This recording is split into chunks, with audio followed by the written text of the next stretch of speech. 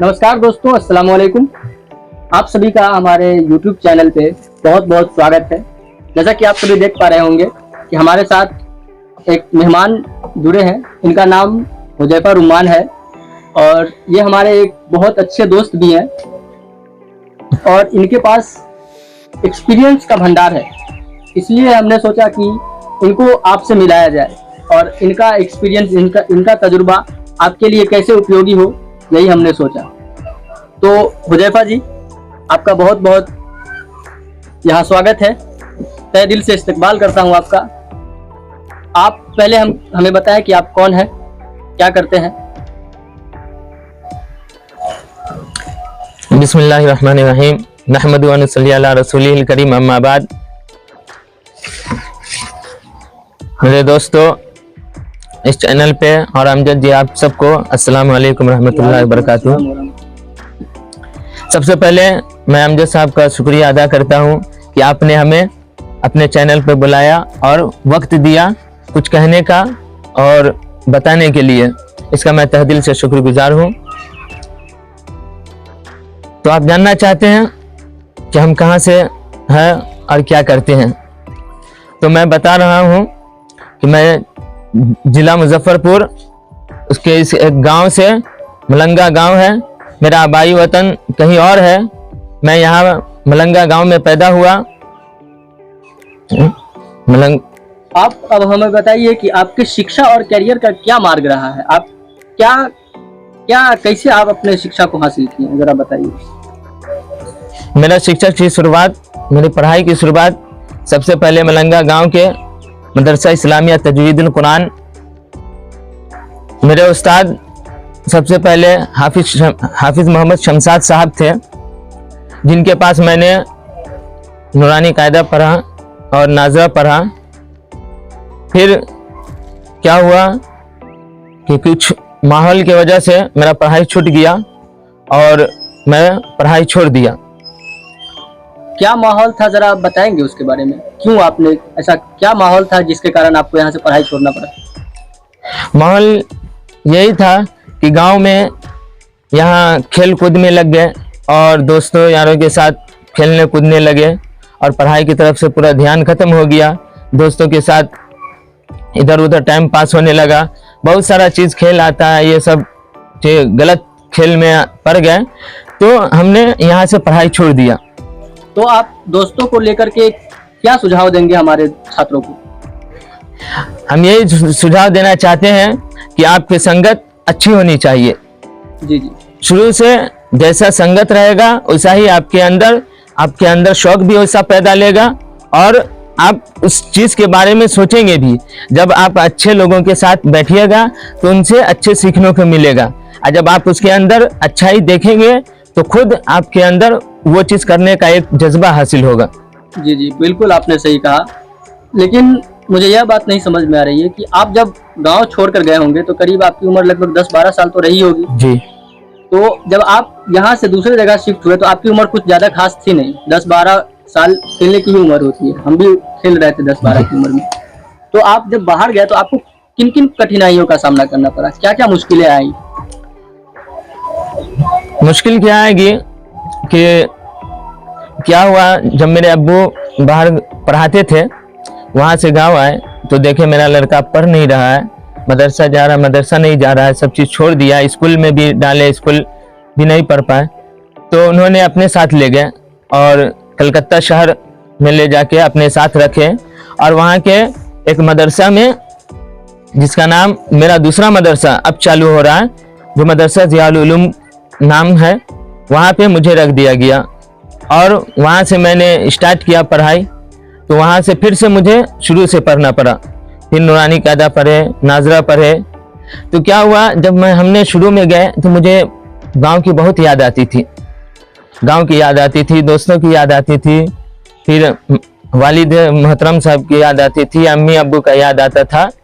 मैं फिर भी मेरे अब्बू जान बहुत थोड़ा सख्त थे और उन्होंने कड़ाई करके रखे हुए थे, तो इसके वजह से मैं डर से कुछ बोल भी नहीं पाता था और मुझे भागने का भी मन करता था कि मैं ना पढूं, लेकिन फिर भी मैं अपने वालिद मोहतरम के डर से और मदरसा में रहता था, और आहिस्ते आहिस्ते जब कुछ महीना गुजरा तो मुझे खुद मन लगने लगा वहाँ। जी जी, ऐसा कई बार हमने देखा है कि जब आप अपने जगह को छोड़कर कहीं और जगह जाइएगा तो वहाँ कुछ दिन मन नहीं लगता, लेकिन जैसे ही आप वहाँ लोगों से कांटेक्ट करेंगे और लोगों से मिलना जुलना स्टार्ट करेंगे, आपके दोस्त बनेंगे, तो फिर से वहाँ मन लगने लगता है। लेकिन यहाँ मुझे एक दिक्कत हो गई कि क्या मतलब आपके अब्बू जिस तरह कड़ाई कर रहे हैं, क्या अभी अगर कोई गार्जियन अपने बेटे या बेटी के साथ अगर कुछ कठिनाई बड़ा कदम उठाते हैं तो इसके बारे में आप क्या कहेंगे? क्यों, क्या कैसे? देखिए, सबसे पहले तो अपने बच्चों को सबसे पहले शुरू से ही उनके जहन पे, उनके दिमाग पे ये उनका देखभाल करना चाहिए कि मेरा बच्चा किस लाइन में जाना चाहता है, पढ़ाई के किस इसमें जाना चाहता है। और दूसरा ये है कि उसको शुरू में ही ये कीजिए, उसको पहले प्यार से बताइए, जहाँ पे प्यार से मानने की चीज़ है प्यार से बताइए। फिर अगर वो प्यार से नहीं मानते हैं तो थोड़ा उस पर सख्ती कीजिए, हल्का, लेकिन उसको इतना नहीं ये कीजिए, न इतना मारिए कि वो डर जाए, पढ़ाई से उसको नफरत हो जाए, और न इतना भी छूट दे दीजिए कि वो खुद बिगड़ जाए। जी जी, आप बिल्कुल सही बोल रहे हैं। आजकल के हम गार्जियन को देखते हैं कि कोई गार्जियन ऐसा होता है कि मारने लगता है तो मारने ही लगता है। सबसे पहला, जैसा कि हुजैफा जी बताया है कि सबसे पहले बच्चों को समझाइए, नहीं समझे तो थोड़ा सा सख्ती कीजिए, और सख्ती से भी अगर ना समझे तो फिर कुछ अलग तरीका अपना सकते हैं आप। लेकिन डायरेक्ट छोड़ देना या सिर्फ एक ही जैसा रवैया रखना, ये थोड़ा गलत हो जाता है। तो आप हमें बताइए कि आपकी शिक्षा में आप जो तालीम हासिल की है उसमें सबसे चुनौतीपूर्ण क्या था, सबसे चुनौती भरा लम्हा क्या था, उसके बारे में जरा बताइए। देखिए, सबसे पहला तो शुरू में ये पड़ता है कि शुरू में दिल नहीं लगता है, मन नहीं लगता है, दोस्तों की याद आती है। फिर जब मैंने 2-3 महीना रहा तो मुझे दिल लगने लगा, मैं समझ गया कि अब मेरा यही काम है और मुझे ये करना है। तो मैंने अपने दिल लगाया, मन लगाया, पढ़ने लगा। फिर पढ़ते पढ़ते हिफ्ज में आया, फिर हिफ्ज पढ़ा। जब मैं 20 पारा पढ़ा तो मुझे उस वक्त शैतान बहुत ये किया, अंदर से मेरा दिल नहीं लगने लगा फिर से पढ़ने में। जैसे शुरू में लगता था वैसे फिर से लास्ट में मेरा पढ़ने में दिल नहीं लगने लगा। मुझे बहुत सारे दिमाग में खुराफात आते थे और मेरा मन चाहता था कि मैं मदरसा छोड़ दूं, हमसे नहीं होगा। लेकिन मेरे घर में भी और मेरे सब में माहौल था कि कैसे भी मेरा ज़हन बना हुआ था कि हमको यहाँ रहना है और पढ़ना है। और मैंने फिर अल्लाह से दुआ किया कि अल्लाह ऐसा मेरे साथ क्यों हो रहा है। अल्लाह ने दुआ कबूल किया और मुझे फिर से दिल लगाया और मैंने मुकम्मल किया। पहले तो अभी हुजैफा जी हमको ये बात बताया तो हमको एक बात समझ में आने लगी कि आपका एक टारगेट फिक्स होना चाहिए। जब आपका टारगेट फिक्स होता है कि मुझे वहाँ जाना है तो आप वहाँ जाने के लिए मेहनत करते हैं, और आपको टारगेट पता ही नहीं रहता है तो बस आप घूमते रहते हैं और घूमते ही रहते हैं, घूमते रहते हैं। दुनिया गोल है और गोल का चक्कर लगाएगा तो उसका केंद्र कुछ नहीं होता है। इसलिए आपको एक टारगेट फिक्स करना पड़ेगा कि हाँ मुझे यहाँ जाना है, मुझे इंजीनियर बनना है, मुझे डॉक्टर बनना है, मुझे इतना ये करना है, ऐसे करना है। लेकिन हुजैफा जी आप हमें एक बात बताइए कि अभी आपने शैतान की बात कही। शैतान की बात में मैं ज़्यादा बिलीव नहीं रखता हूँ, लेकिन मैं ऐसा मानता हूँ कि बच्चे का खुद का बदमाशी होता है और उसे अपने आप को छुपाने के लिए शैतान का सहारा लिया जाता है। तो आप इस बारे में क्या कहेंगे? इस बारे में यही कहेंगे कि एकदम से भी आप इनकार नहीं कर सकते हैं, और कुछ नफ्स भी है जो अंदरूनी इससे मन का बदमाशी होता है, और कुछ शैतान इसमें यह करता है। जैसे कि यह हकीकत है कि शुरू में एक मदरसे में एक पढ़ने वाले बच्चे को शैतान शुरू में भी भटकाता है, लास्ट में भी भटकाता है कि कैसे ये अपना दीन छोड़ चुके हैं। शैतान का मकसद ही यह है कि दीन से हटाना, कैसे भी जहन्नमी बनाना। तो वो अपने मकसद में कामयाब होना चाहता है। ये इसको शैतान को आप अलग से नहीं कर सकते हैं। इस बात को ये खत्म करते हैं, इसके लिए एक अलग टॉपिक बना सकते हैं हम शैतान पर चर्चा करते हुए, इसलिए आज अभी इसको हम ये रखते हैं। आप हमें ये बताइए कि आपको अपने जीवन में सबसे आपके शिक्षा से सबसे ज्यादा क्या मिला? आपको आपके तालीम से सबसे अच्छी चीजें क्या मिली आपको? तालीम की वजह से? हमें तालीम की वजह से सबसे अच्छी चीज़ तो ये मिली कि हमें अल्लाह का कुरान मिला। हमने मेहनत किया और ये अल्लाह का देन है, अल्लाह का बहुत बड़ा करम है कि अल्लाह ने हमारे ऐसे सीने में अपने कलाम को नक्श कर दिया। नहीं तो बहुत सारे जाते हैं, मदरसा में जाने वाले बहुत जाते हैं, लेकिन सब नहीं कामयाब हो पाते हैं। अल्लाह चुनते हैं जिसको अपना एक खास बंदा चुन के उसी को अपने घर में अपने मदरसा रसूलुल्लाह का मेहमान खाना है, और जो पढ़ता है उसमें वो रसूलुल्लाह का मेहमान है। तो अपने खास मेहमान को खास चुन के वहाँ रखा जाता है। और तो दूसरा अल्लाह का यह करम हुआ कि हमें पढ़ने के लिए मौका मिला और हमने हाफिज़ कुरान बना, अल्लाह हमारे दिल में ये किया। और उससे ये मिलता है कि इससे ये खुशी होती है हमें कि इससे जो कुरान बताया उसके इस पे अमल करके ज़िंदगी गुजार के जाते हैं, बाकी रह कर जाते हैं, तो हमारे माँ बाप को भी खुशी है कि हमारा बेटा हाफिज़ कुरान है। और उसको इस बात का सबसे ज़्यादा खुशी है कि क़यामत के दिन उन्हें सूरज से ज़्यादा रोशन ताज मिलेगा।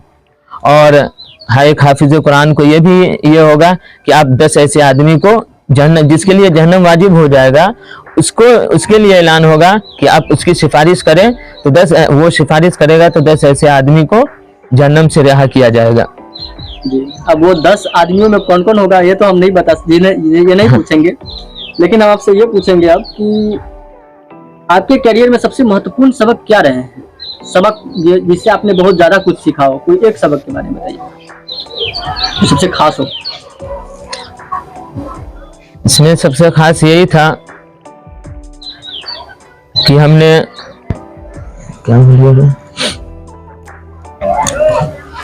अपने उस्तादों के नसीहत को सुना और उस्ताद जो ये कहें उसके ऊपर हमने चला। तो उस्ताद की ये दुआ रही और उन्होंने हमेशा फरमाया करते थे कि अपने माँ बाप की खिदमत करो, अपने माँ बाप का नाफरमान कभी ना बनना, उसके हाथ जब तक उठे रहेंगे तुम्हारे लिए, तुम हमेशा कामयाब होते रहोगे। तो हमने इसी को लेके चला और अल्लाह यहाँ तक अभी तक पहुँचाए हैं। तो जैसा कि अभी हुज़ैफा साहब बोले हैं कि उस्ताद की बात मानना, मतलब मेरा भी ये मानना है कि जब कभी आपके बड़े या आपके उस्ताद कभी कभी कुछ बातें बोलते हैं और आपको कुछ समझ में ना आए, तो आंख बंद करके उनका बात मान लेना चाहिए। उनकी बातें आपको कभी नुकसान नहीं पहुंचाएंगी। क्या हम गलत? बेशक सही बोल रहे हैं जी। तो अब आप बताइएगा कि आप छात्रों को उसके करियर के बारे में क्या सलाह देंगे? उसके करियर के बारे में यही सलाह देना चाहते हैं कि आप जैसे कि दुनिया भी सीखें, दुनिया की भी पढ़ाई सीखें, दीन की भी पढ़ाई सीखें। सबसे पहले दीन कम से कम इतना सीखें कि नमाज पढ़ने आ जाए, इस्लाम पे सच्चा एक मुसलमान बनने के लायक हो जाए, ये सीखना फर्ज है। इतना मतलब दीन सीख ले कि हाँ, अपना कल्चर को बचा सके। हाँ, अपना कल्चर को बचा सके, इस्लाम बचा सके, हाँ, ये फर्ज है सबके लिए। उसके बाद आप ये तो इतना, अगर बच्चे आप शुरू से मेहनत करना चाहते हैं, अगर अपने बच्चे को पढ़ाने चाहते हैं, तो ये 5 से 6 साल की उम्र में बच्चे इतना सीख लेते हैं, समझे? यानी सिखाना ही चाहिए, थोड़ा बहुत हाँ, अरबी की जानकारी होनी हाँ, चाहिए, ये एकदम जरूरी है। और क्या सलाह देंगे आप? और सलाह यही देना चाहते हैं कि कभी भी आप ये पहले ये चॉइस करें कि हम उनका दिल क्या चीज में लग रहा है। पढ़ाई के लेके, पढ़ाई में भी बहुत सारा पढ़ाई है, उर्दू भी है, इंग्लिश में भी है। अब इंग्लिश में भी बहुत सारा ये इंजीनियर बनना, डॉक्टर बनना। कभी भी सबसे पहले एक अपना टारगेट शुरू से ये चाहिए, माँ बाप को भी चाहिए कि शुरू से उसके बच्चे के इसमें ये टारगेट दे, फिर उस टारगेट पे ये दे कि मेरा बच्चा को इसमें दिलचस्पी है कि नहीं है। अगर उसमें वो नहीं चाह रहा है, दिलचस्पी नहीं है, अगर वो मदरसा में जा रहा है पढ़ने, अगर उसको मदरसा में मन नहीं लग रहा, बहुत कोशिश करें उनको पढ़ाने का। अगर नहीं मन लग रहा है तो उसको फिर ये चेक करें उसको किधर मन लग रहा है। जी, आप सही बोल रहे हैं। मतलब ऐसा होता है कि गार्जियन क्या करता है कि एक टारगेट दे देता है कि हमारा बेटा IPS बनेगा, हमारी बेटी डॉक्टर बनेगी। ये नहीं पूछता है कि हमारा बेटा या बेटी क्या बनना चाहता है। जी, ये आजकल के जनरेशन की बहुत बड़ी खामी है। जी, बच्चों से सलाह लेना ये बहुत जरूरी है जी, जब वो थोड़ा समझदार हो जाए तो। जी, तो अब हम थोड़ा टॉपिक चेंज करके आगे बढ़ेंगे कि इसमें शिक्षा और कौशल के बारे में बात होगी, यानी नॉलेज एंड स्किल्स के बारे में बात करेंगे हम। आप छात्रों को किन महत्वपूर्ण स्किल्स के बारे में आप बच्चों के किन महत्वपूर्ण स्किल्स को बढ़ाना चाहेंगे? मतलब कौन कौन सा चीज है, हुनर है जो बच्चों के होना चाहिए?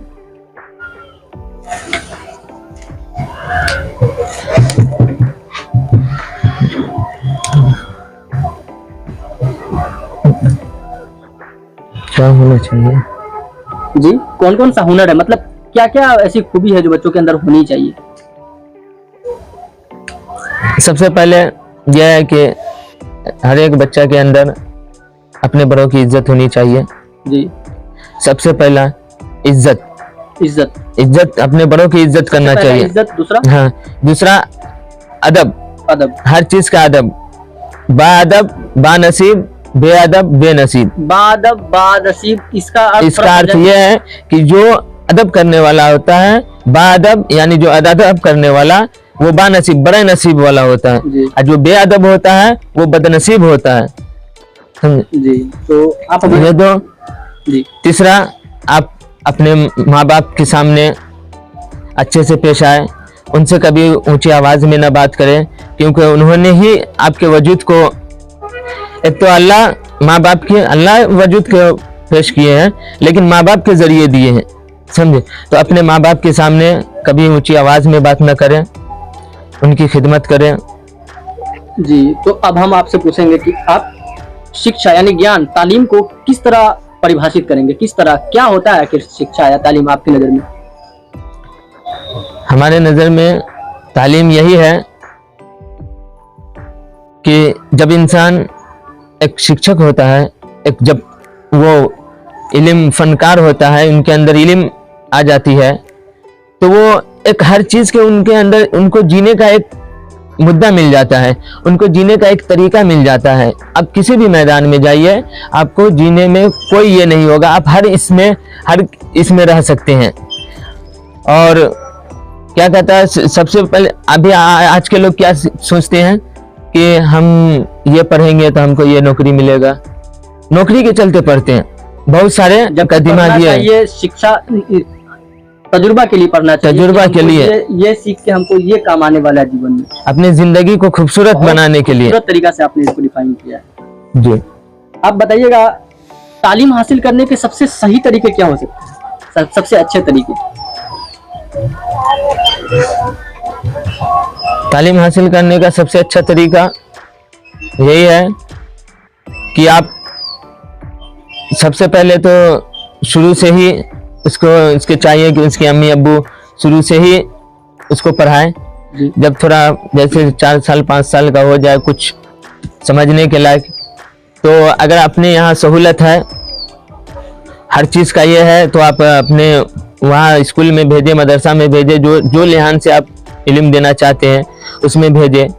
और आपको उसको ये करना पड़ेगा कि उनका ये रखना पड़ेगा कि हम जो अपने बच्चे को पढ़ने के लिए भेज रहे हैं, वहाँ कुछ पढ़ भी रहा है कि नहीं पढ़ रहा है, क्या सीख रहा है क्या नहीं सीख रहा है, उस पर आप जब ध्यान देंगे। यही उम्र होता है एक बच्चे के उम्र में, क्या 5 से लेके 10 12 15 साल तक ही एक उसका 10 साल तक कम से कम 12-15 साल तक बच्चों का मेमोरी बहुत शार्प होता है। हाँ, सीखने का उम्र होता है और उसके पे ध्यान रखने का, क्योंकि उसे ये नहीं मालूम होता है कि हम उम्र में ये लाइन अगर छोड़ेंगे तो इसका क्या नुकसान होगा, इसको ये नहीं मालूम होता।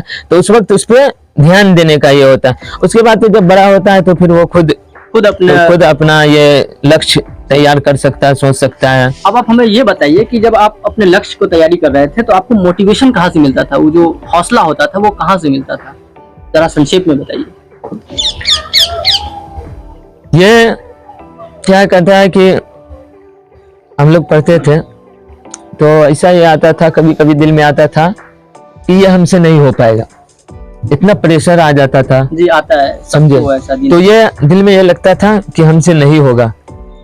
फिर कभी कभी सख्ती भी होती थी उस्ताद की तरफ से, नहीं याद रहा, नहीं सुना पाए तो मारू भी लगता था। तो कभी मन में यही करता था कि ये हमसे हो नहीं पाएगा। लेकिन फिर क्या सोचते थे, अपने दूसरे साथी को देखते थे, वहां से देख के ये सोचते थे कि वो जब कर लिया तो हम क्यों नहीं कर पाएंगे। अगर वो ठीक है, अगर उसका कितना ये करता है कि मेरा जहन कमजोर है, अच्छा तो ये सोचना चाहिए कि अगर वो दो सफ़ा अगर वो पढ़ रहा है तो अगर उसका जहन मजबूत है तो हम अगर मेहनत करेंगे तो एक सफ़ा पे तो जाएंगे। जी जी बिल्कुल। हाँ? तो यही सोच के फिर उस्ताद की नसीहत होती थी मेहनत करने के लिए, उनके नसीहत करते वो हौसला देते थे और हम लोग उन पे मानते थे। अच्छा, आप हमें बताइए कि आपके हिसाब से छात्रों के सामने सबसे बड़ी चुनौती क्या होती है, जरा शॉर्ट में बताइएगा इसको। छात्रों के सामने सबसे बड़ी चुनौती यही है, शुरुआत और लास्ट, खत्म होने से पहले। हाँ, खत्म होने से पहले ये सबसे चुनौती के दिन है। जो छात्र अपने आप को संभाल लिया वो रच देगा, नहीं ना? हाँ, जो शुरू में संभाल लिया वो संभाल जाएगा। चिंता नहीं कीजिए, आज पूरा लिस्ट बना के लाया आपके लिए। आज आपका पूरा तजुर्बा को लेने का हम कोशिश करेंगे। खैर, मेरा यह मानना है कि 1 घंटे के इंटरव्यू से हम कितना ही इनसे तजुर्बा सीख सकते हैं। इनके लिए एक और वीडियो लाएंगे। अभी ये फिलहाल सिर्फ एजुकेशन के मामले में होगा, अगला जो वीडियो आएगा वो पूरे इनके मतलब एक्सपीरियंस के ऊपर होगा बेस्ड। अभी हम इनसे सिर्फ सीखेंगे कि किस तरह हम अपने आप को पढ़ाई को बूस्ट कर सकते हैं, पढ़ा सकते हैं। क्योंकि जब कुरान शरीफ पढ़ते हैं, हाफिज़ कुरान, तो 30 पारा होता है, लगभग 700-800 पेज के करीब होता है, और उसको याद रखना ये बहुत ही बड़ी बात होती है। हम भी पढ़ाते हैं तो हमारे स्टूडेंट्स बोलते हैं कि सर 4 पेज नहीं याद कर पाएंगे। 4 पेज मतलब अगर उतना छोटा फॉन्ट में लिखा जाए तो उसका 1 पेज, और हमारे बच्चों को उतना याद करने में मुश्किल हो जाता है, और 10 दिन के अंदर भूल जाता है। 10 दिन हम ज्यादा बोल देते हैं, भूल भी जाता है, उसको याद नहीं रख पाता है। तो आप हमें बताइए कि आप जो याद करते थे उसको याद कैसे रख पाते हैं, मतलब जी उसमें क्या है कि ये कुरान शरीफ जो पढ़ा जाता है तो मदरसे के अंदर एक निज़ाम है हर चीज़ का। इसके लिए क्या वहाँ ये निज़ाम है कि सबक हम सुनाया, आज हम सुना दिया, अभी सुना के गए, फिर जो पीछे का है वो हम जो एक पारा जो होता है तो वहाँ से पूरा सबक तक रोज़ सुनाएंगे। फिर शाम के टाइम में क्या होता था कि एक पारा उससे पीछे का सुना जाता था, कैसे करके रिव्यू होता रहेगा, रिवीजन होता रहेगा तो वो याद रहेगा। फिर भी हाफिज बनने तक फिर भी 30 पारा होता है, और ऐसे करते करते फिर भी आदमी का कमजोर हो जाता है और कुछ भूल जाते हैं। तो उसको करने के लिए फिर हाफिज बनने के बाद जब दस्तार मिल जाता है फिर उसे दौड़ करने के लिए एक प्रॉपर तरीके से। दौड़ का मतलब क्या है जरा? दौड़ का मतलब यही है कि फिर से उसको दोहराने के लिए, प्रैक्टिस करने के लिए, फिर से उसको मजबूत बनाने के लिए, एक मजबूत किला बनाने के लिए फिर से उस पर मेहनत किया जाता है।